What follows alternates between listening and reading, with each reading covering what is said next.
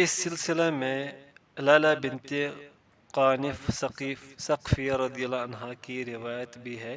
وہ فرماتی ہے جب رسول اللہ صلی اللہ علیہ وسلم کی صاحبزادی حضرت ام کلثوم رضی اللہ عنہا کا انتقال ہوا تو ان کو غسل دینے والی عورتوں میں بھی شامل تھی، تو کفن کے لیے رسول اللہ صلی اللہ علیہ وسلم نے ہم کو سب سے پہلے ازار دیا، اس کے بعد کرتا، پھر اوڑھنے، پھر چادر اور آخر میں ایک اور کپڑا دیا جو اوپر سے لپیٹ دیا گیا۔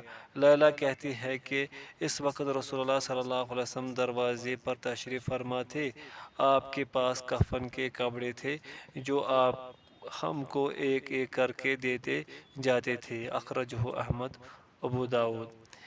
ابن منذر رحمۃ اللہ علیہ فرماتے ہیں جن اہل علم سے ہم علم کو محفوظ کرتے ہیں ان کی اکثریت کی رائے ہے کہ عورت کو 5 کپڑوں میں کفن دیا جائے۔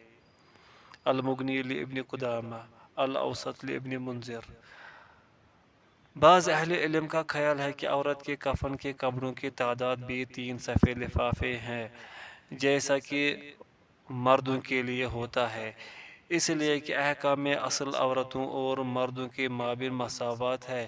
اس کی وجہ یہ ہے کہ اس باب میں مروی حدیث کی سند میں کلام ہے۔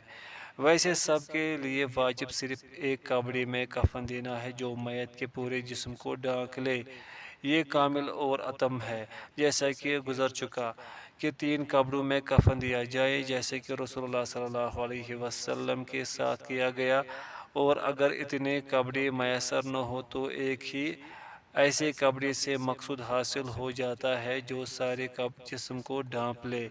لیکن مرنے والا اگر حالت احرام میں تھا تو اسے پانی اور بیری سے غسل دیا جائے گا اور اسی چادر اور تہبند میں یا ان کے علاوہ کپڑے میں کفنایا جائے گا، البتہ اس کا سر اور چہرہ نہیں ڈھانکا جائے گا۔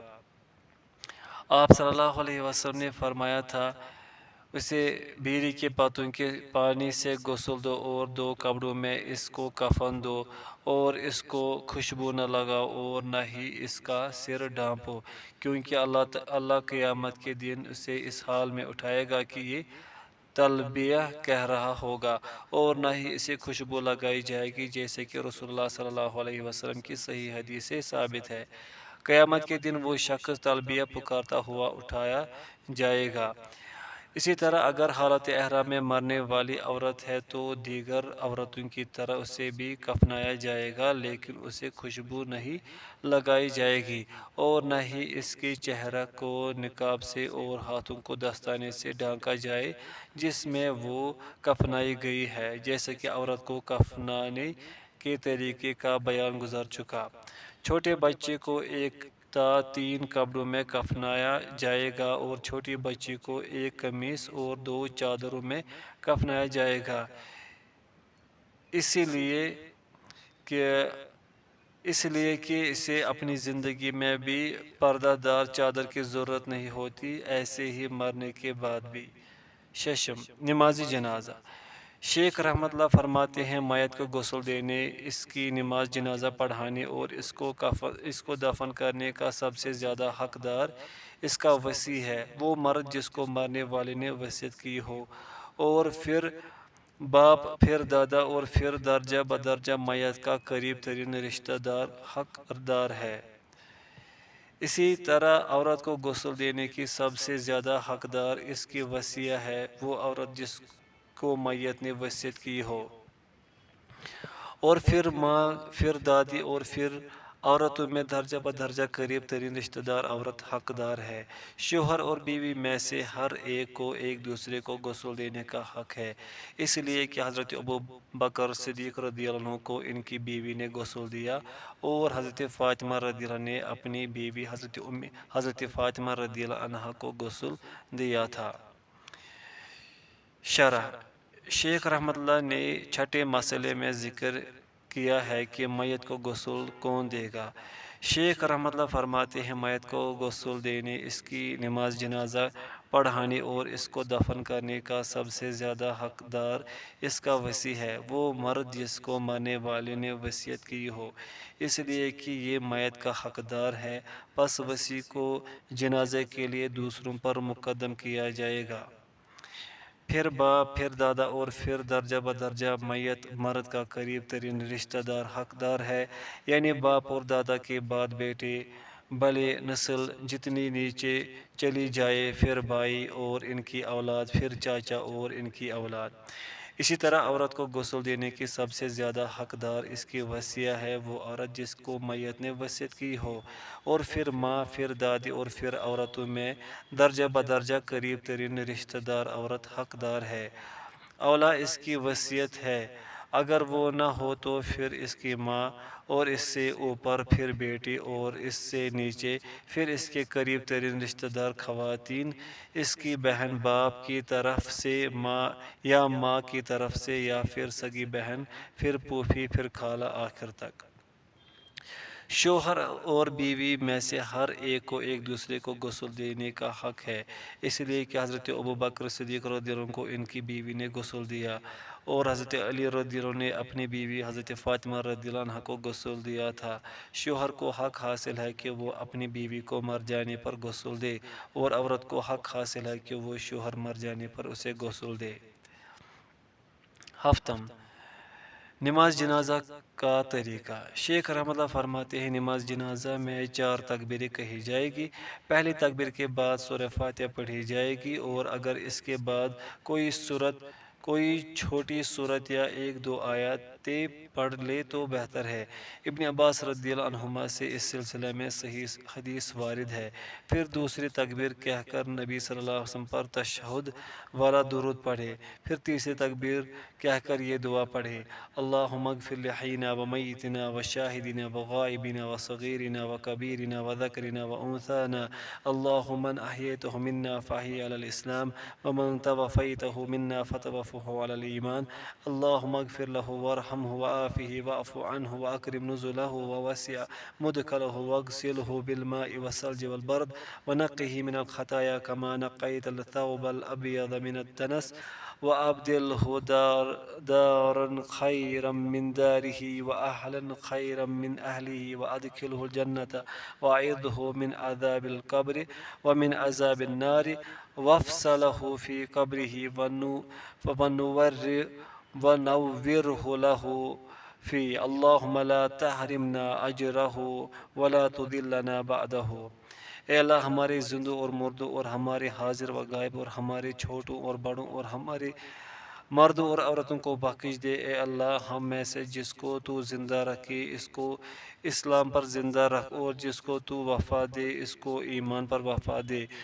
اے اللہ، اس میت کو بخش دے اور اس پر رحم فرما، اور اس کو عافیت میں رکھ، اور اس سے درگزر فرما، اور اس کی باعزت مہمانی فرما، اور اس کی قیام گاہ کو کشادہ کر، اور اس کو پانی، برف اور اولوں سے دھو دے، اور اسے گناہوں اور غلطیوں سے ایسا پاک کر دے جیسے سفید کپڑا میل سے پاک کیا جاتا ہے، اور اس کو اس کے گھر کے بدلے اس سے بہتر گھر اور اس کی بیوی سے بہتر بیوی عطا فرما، اور اس کو جنت میں داخل فرما، اور اسے عذاب قبر اور عذاب جہنم سے بچا لے، اور اس کے لیے اس کی قبر کو کشادہ کر، اور اس کے لیے اس میں روشنی کر دے۔ اے اللہ، ہمیں اس کے اجر سے محروم نہ کر، اور اس کے پیچھے ہمیں گمراہ نہ کر۔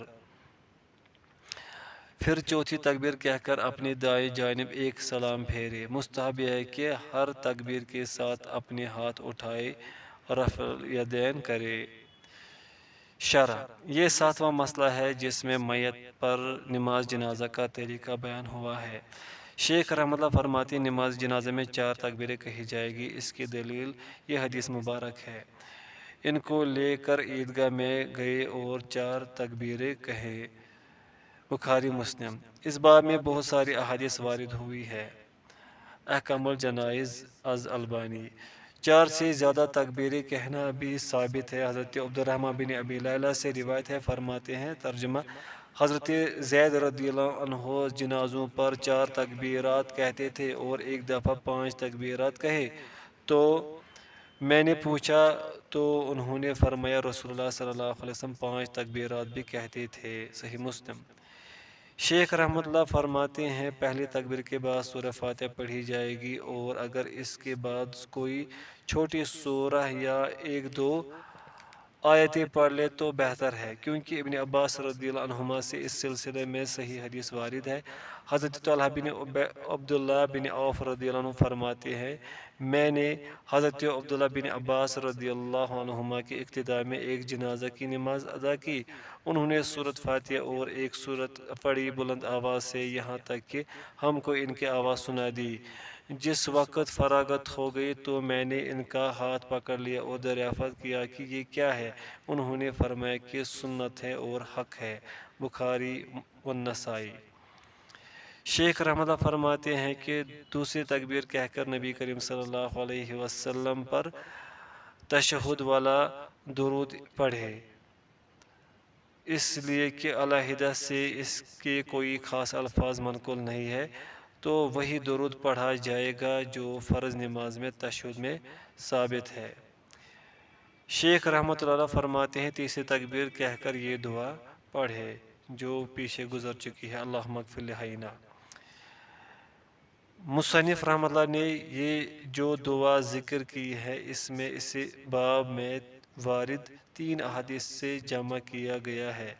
شیخ رحمۃ اللہ کا فرمان ہے اللہم اغفر لحینا و میتنا الی آخری منا فتوفہ علی الایمان۔ پھر اس کے آخر میں دعا ہے اللہم لا تحرمنا اجرہ ولا تضلنا بعدہ۔ یہ دعائیں حضرت ابو ہریرہ رضی اللہ عنہ کی روایت سے سنن ابی داود میں وارد ہوئی ہے۔ شیخ رحمۃ اللہ کا فرمان اللہم اغفر لہ وارحمہ الی آخری ومن عذاب النار، یہ دعا صحیح مسلم میں حضرت عوف بن مالک کی حدیث سے ثابت ہے۔ اور یہ دعا وَافْسَحْ لَهُ فِي قَبْرِهِ وَنَوِّرْ لَهُ فِيهِ، یہ دعا حضرت ابو سلمہ والی روایت میں ثابت ہے۔ صحیح مسلم۔ شیخ رحمۃ اللہ کا فرمان اللہم اغفر لحینا و میتنا و شاہدنا و غائبنا و صغیرنا و کبیرنا و ذکرنا و انثانا، اللہم من احییتہ منا فاحیہ علی الاسلام ومن توفیتہ منا فتوفہ علی الایمان۔ آپ ذرا اس دعا پر غور و فکر کریں، یہ کتنی ہی عظیم الشان دعا ہے۔ اس وقت سامنے تو ایک میت ہوتی ہے، یہ دعا اس میت کو بھی شامل ہوتی ہے اور عمومی طور پر تمام مرے ہوئے اور زندہ مسلمانوں کو شامل ہوتی ہے، بھلے کوئی موجود ہو یا غائب، چھوٹا ہو یا بڑا، مرد ہو یا عورت۔ یہاں پر زندگی میں اسلام اور وفات کے وقت ایمان کا ذکر کیا گیا ہے، پس جو کوئی زندہ ہو اس کے لیے فرصت ہوتی ہے کہ وہ عمل کرے، جیسے نماز پڑھنا، روزہ، حج اور صدقہ وغیرہ دیگر اعمال، اور جس کی وفات کا وقت قریب آ گیا ہو اب اس کے لیے عمل کی کوئی فرصت نہیں ہوتی سوائے اس کے کہ اس کی موت صحیح ایمان اور عقیدہ پر آ جائے۔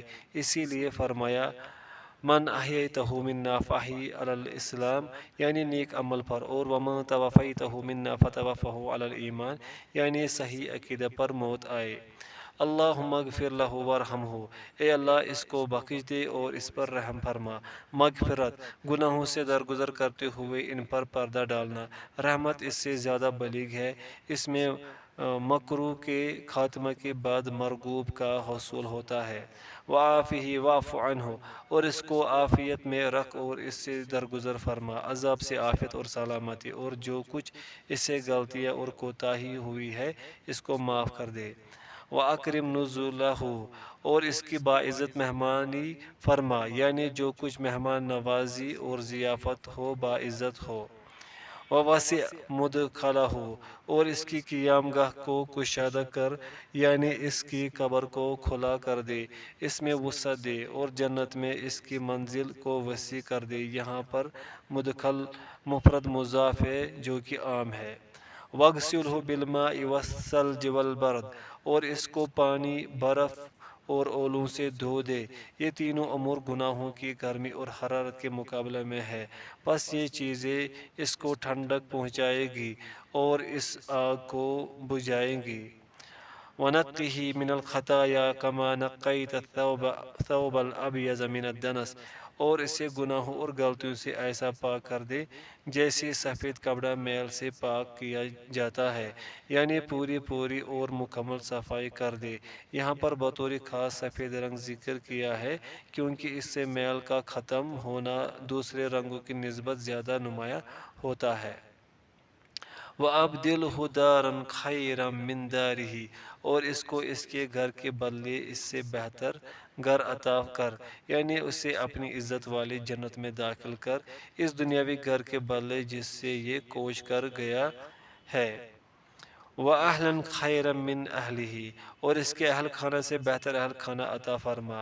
یہ تبدیلی اعیان اور اوصاف کو شامل ہے۔ جہاں اعیان کا تعلق ہے تو اللہ اس کے بدلے میں بہتر اپنے دار کرامت میں عطا کر دے، اور اوصاف کے لحاظ بوڑھے کو جوان سے بدل دے، بد اخلاق کو با اخلاق سے، اور بدصورت کو خوبصورت سے بدل دے۔ وَأَدْخِلْهُ الْجَنَّةَ وَأَعِذْهُ مِنْ عَذَابِ الْقَبْرِ وَمِنْ عَذَابِ النَّارِ، اور اس کو جنت میں داخل فرما اور اسے عذاب قبر اور عذاب جہنم سے بچا لے۔ پھر اللہ تعالیٰ سے اس مردہ کی مغفرت اور اس کی جنت میں داخل ہونے اور قبر کی آزمائش اور اس کے شر اور برے اثرات سے سلامت رہنے کی دعا ہے۔ وَافْسَلَهُ فِي قَبْرِهِ، اور اس کے لیے اس کی قبر کو کشادہ کر، وَنَوِّرْ لَهُ فِيهِ، اور اس کے لیے اس میں روشنی کر دے، یعنی قبر روشن کر دے۔ اللہم لا تحرمنا اجرہ، اے اللہ ہمیں اس کے اجر سے محروم نہ کر، یعنی اس میت کے ساتھ احسان و بھلائی کرنے کا اجر ثواب، جیسے اس کے لیے دعا کرنا اور نماز پڑھنا، اس کے حقوق کا ادا کرنا اور اس کے چلے جانے پر صبر کرنا اور اس پر اجر و ثواب کی امید رکھنا ہے۔ وَلَا تُضِلَّنَا بَعْدَهُ، اور اس کے بعد ہمیں گمراہ نہ کرنا، یعنی اس کے فتنے میں مبتلا ہو کر گمراہی کا شکار نہ ہو جائے۔ یہ بہت ہی جامع اور عظیم الشان دعا ہے جس میں میت کے لیے معافی، بخشش، سلامتی، نجات، اکرام و احسان کی دعا ہے، اور یہ دعا ایسے اہم وقت میں کی جا رہی ہے جب میت پر نماز پڑھی جا رہی ہے، یا ایسا وقت ہے جب میت کے لیے رحمت اور مغفرت کی دعا میں مبالغہ کرنا مستحب ہے، کیونکہ اسے اپنے مسلمان بھائی کے سامنے اسی لیے لایا گیا ہے کہ اس کے لیے دعا کرے اور اللہ تعالیٰ سے اس کے گناہوں کی مغفرت، عیوب کا پردہ اور غلطیوں کی معافی طلب کرے۔ یہ ایسی دعا ہے جو انشاءاللہ میت کو فائدہ دے گی، اور یہ دعا اہل ایمان کے مابین رحمت و شفقت اور پیار و محبت کے گہرے اور مضبوط رشتے اور تعلق پر دلالت کرتی ہے۔ شیخ رحمۃ اللہ فرماتے ہیں، پھر چوتھی تکبیر کہہ کر اپنے دائیں جانب ایک سلام پھیر لے۔ مستحب ہے کہ ہر تکبیر کے ساتھ اپنے ہاتھ اٹھائے، رفع الیدین کرے۔ شیخ رحمۃ اللہ نے یہ جو کچھ ہر تکبیر کے ساتھ ذکر کیا ہے، یہ صحیح اسناد کے ساتھ حضرت عبداللہ بن عمر رضی اللہ عنہما کے فعل سے ثابت ہے کہ آپ نماز جنازہ کی ہر تکبیر کے ساتھ رفع الیدین کیا کرتے تھے۔ رواہ البیہقی فی الکبریٰ، ابن ابی شیبہ، وصححہ الالبانی۔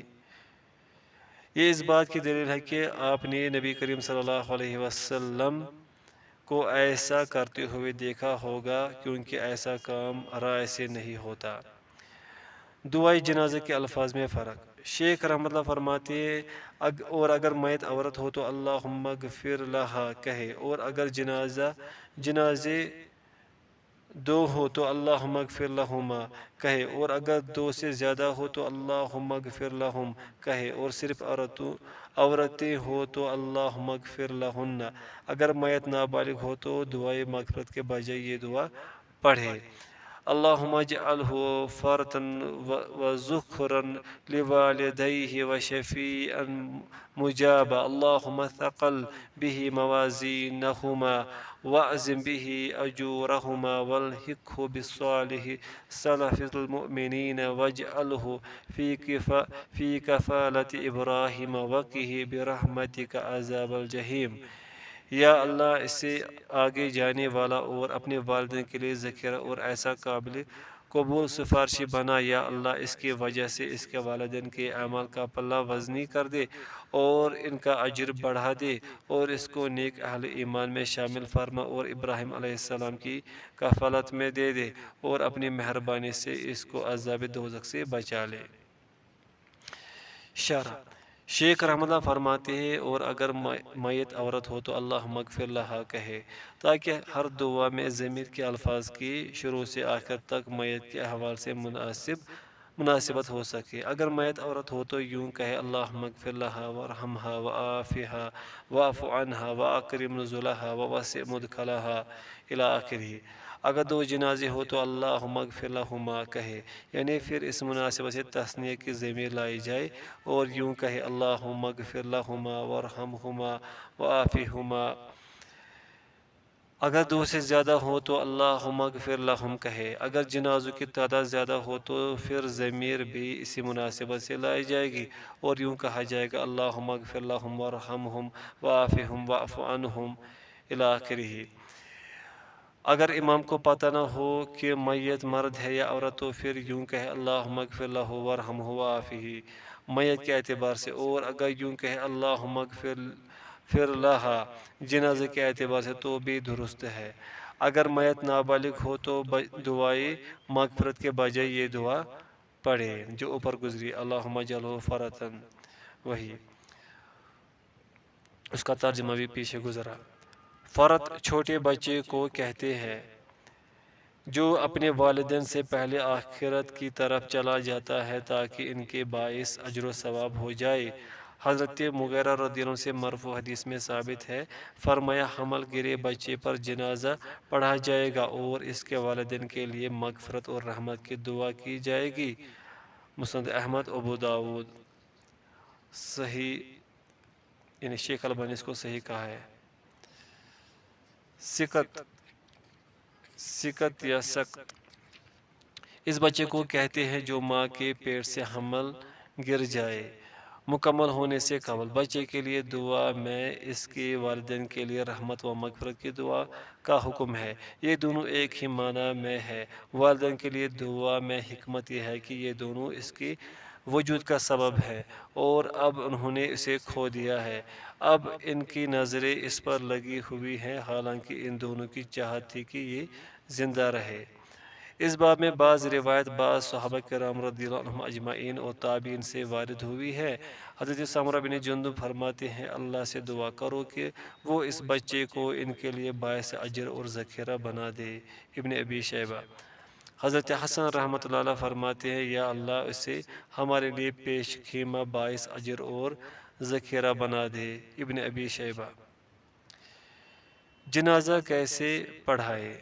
شیخ رحمۃ اللہ فرماتے ہیں، سنت یہ ہے کہ امام مرد کے سر کے برابر میں اور عورت کے جنازے کے بیچ میں کھڑا ہو، اور اگر کئی جنازے جمع ہو تو مرد کا جنازہ امام سے متصل اور عورت کا جنازہ قبلہ کی جانب ہو، اور اگر ان کے ساتھ بچے بھی ہوں تو بچہ کا جنازہ عورت سے پہلے اور پھر عورت کا اور پھر بچی کا جنازہ رکھا جائے، اور بچہ کا سر اور عورت کی کمر مرد کے جنازے کے سر کے برابر میں ہو، اور اسی طرح بچی کا سر عورت کے جنازے کے سر کے برابر میں اور اس کی کمر مرد کے سر کے برابر میں ہوگی۔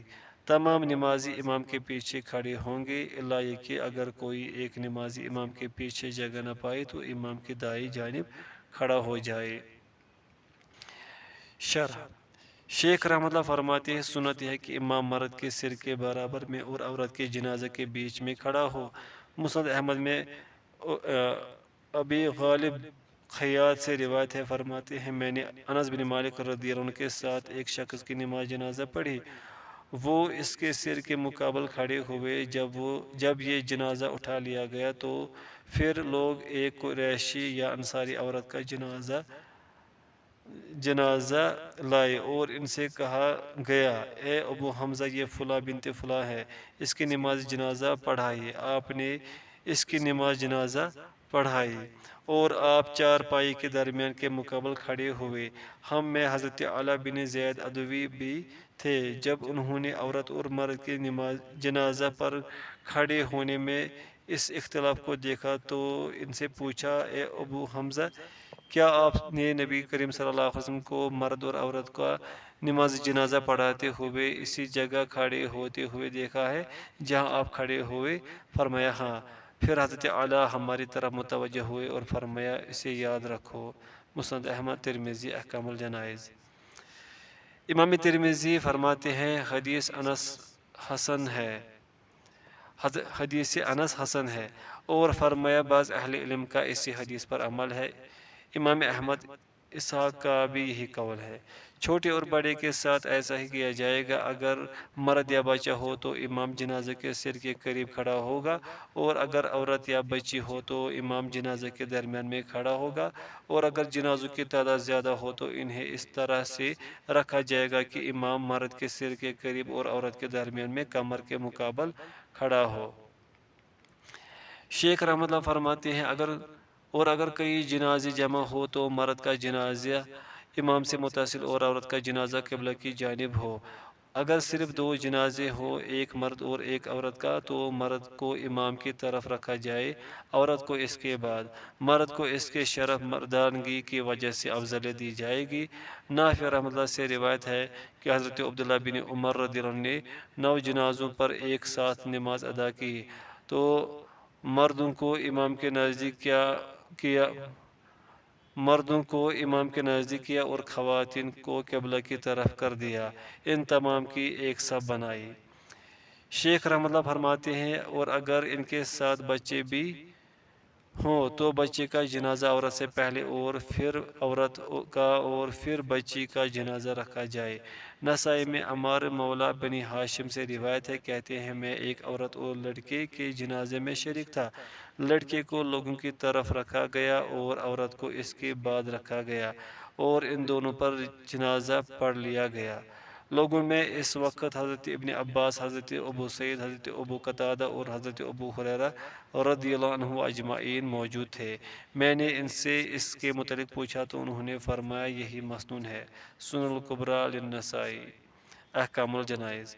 شیخ رحمۃ اللہ فرماتے ہیں اور بچہ کا سر اور عورت کی کمر مرد کے جنازہ کے سر کے برابر میں ہو، اور اسی طرح بچی کا سر عورت کے جنازہ کے سر کے برابر میں اور اس کی کمر مرد کے سر کے برابر میں ہوگی۔ بچے کو مرد کی طرح رکھا جائے گا اور بچی کو بڑی عورت کی طرح، جیسا کہ گزر چکا۔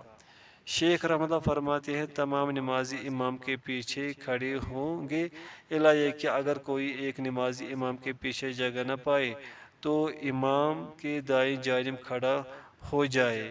نجاشی رحمۃ اللہ پر نبی کریم صلی اللہ علیہ وسلم کے جنازے کے واقعہ میں ہے، رسول اللہ صلی اللہ علیہ وسلم آگے بڑھے اور لوگوں نے ان کے پیچھے صف بندی کی اور 4 تکبیریں کہی۔ اگر کوئی ایک نمازی امام کے پیچھے جگہ نہ پائے تو امام کے دائیں جانب کھڑا ہو جائے۔ 8، دفن کرنے کا طریقہ۔ شیخ رحمۃ اللہ فرماتے ہیں مشروع ہے کہ آدمی کی کمر تک قبر گہری کی جائے اور اس میں قبلہ کی طرف لحد بنائی جائے۔ میت کو لحد میں داہنے پہلو پر لٹایا جائے اور اس کے کفن کی گرہیں کھول کر چھوڑ دی جائے، انہیں نکالا نہ جائے۔ میت خواہ مرد ہو یا عورت، اس کا چہرہ نہ کھولا جائے۔ پھر لحد کے اوپر سے کچی اینٹیں رکھ کر مٹی سے لیپ کر دیا جائے تاکہ اینٹیں مضبوطی پکڑ لیں اور میت تک مٹی نہ جانے دے۔ اگر اینٹیں نہ مل سکے تو ان کی جگہ تختے یا پتھر یا لکڑی لگا دی جائے جو لحد میں مٹی گرنے سے بچاؤ کرے۔ پھر اس پر مٹی ڈالی جائے۔ مٹی ڈالتے وقت بسم اللہ وعلی ملت رسول اللہ پڑھنا مستحب ہے۔ مٹی ڈالنے کے بعد قبر ایک بالشت کے برابر اونچی کر دی جائے اور اگر دستیاب ہو تو قبر کے اوپر کنکریاں ڈال دی جائے اور پانی چھڑک دیا جائے۔ جنازہ کے ساتھ جانے والوں کو چاہیے کہ دفن کرنے کے بعد قبر کے پاس کھڑے ہوں اور میت کے لیے دعا کریں، کیونکہ نبی صلی اللہ علیہ وسلم جب میت کو دفن کر کے فارغ ہوتے تو قبر کے پاس کھڑے ہوتے اور فرماتے اپنے بھائی کے لیے اللہ سے مغفرت طلب کرو اور اس کے لیے ثابت قدمی کی دعا کرو کیونکہ اب اسے سوال کیا جائے گا۔